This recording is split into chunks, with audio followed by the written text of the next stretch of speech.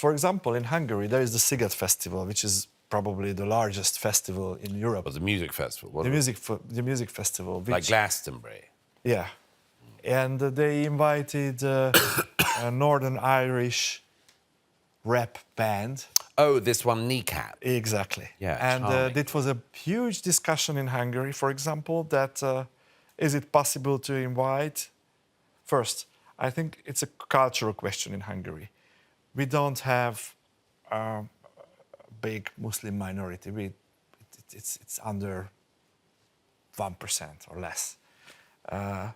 We have a heritage of the 20th century in Europe that you previously also described. Is it good if we bring this new kind of anti-Semitism, new kind of discussion from the Middle East to Hungary? Is it good if we allow such a band, this Kneecap band, to perform in Budapest or not? Finally, the Hungarian government decided, and there was a big public debate about this, but the Sziget Festival wanted to keep this band.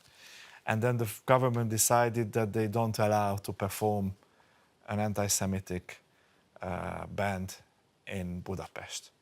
So they were banned? They are now banned, so they can't come. They can't enter the territory of Hungary for 2 years. Interesting.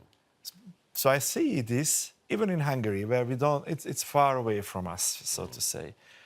But we have the history, and it's a discussion. It was for weeks of discussion in the newspapers, on television, people for it, against it, and across the political landscape. So there were leftist intellectuals who said, no, you can't do that.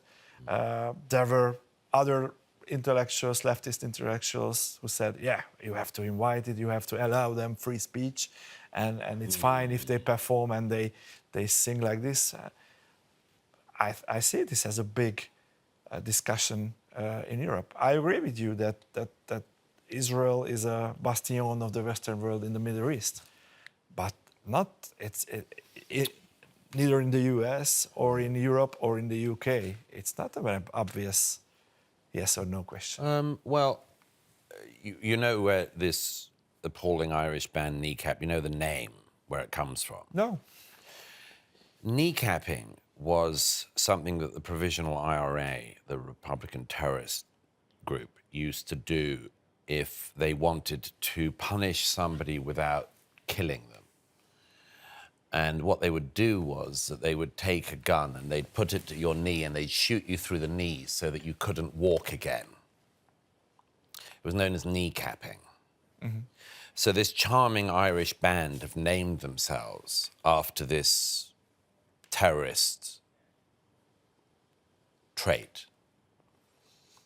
I have no concern about whether Kneecap should perform or not. They should be free to do their illiterate rapping wherever they like. And I would never want to hear them. But people should just know the context of them. These are just terrorist supporters, terrorist lovers. I have no doubt that in a free and open discussion between those of us who are against shooting people in the kneecaps and those who are for it, that those of us who are against it will win. But we should have that out in public, and we should debate it.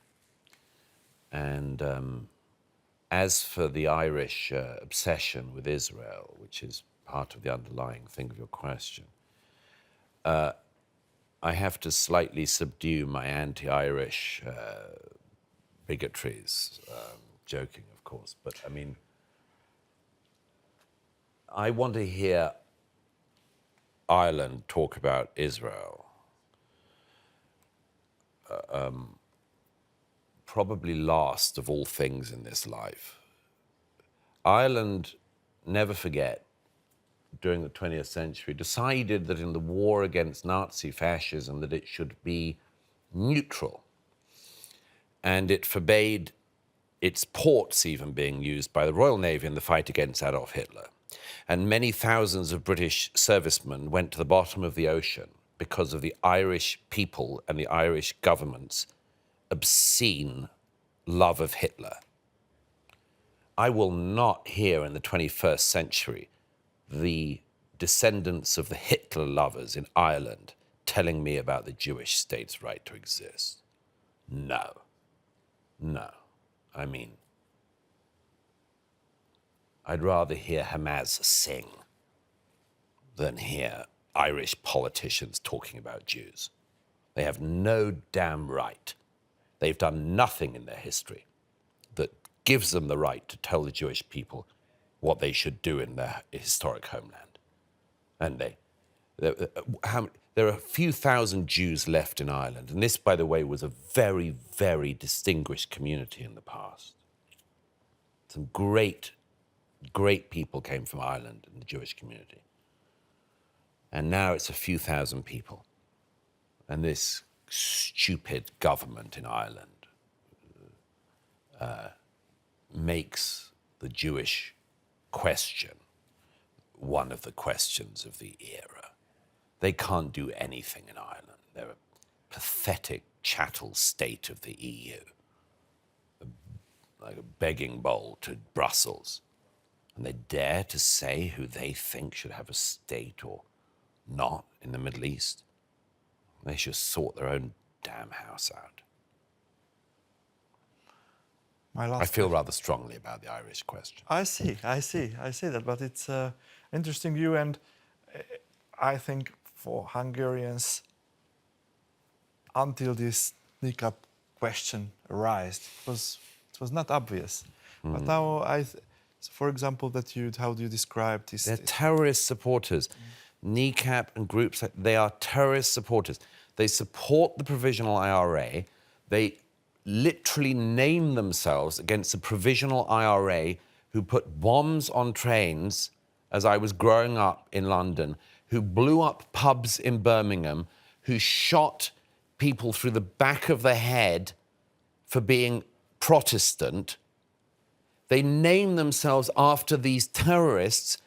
Of course they support Hamas. Of course they do.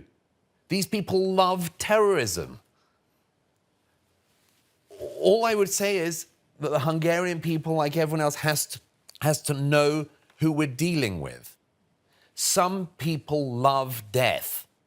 Kneecap have named themselves after a death cult and support another death cult. That's all we need to know. And then you and I and the Hungarian people and others can decide whether or not we want to go to a concert where these sick people are performing their unlistenable to music. I won't be buying a ticket.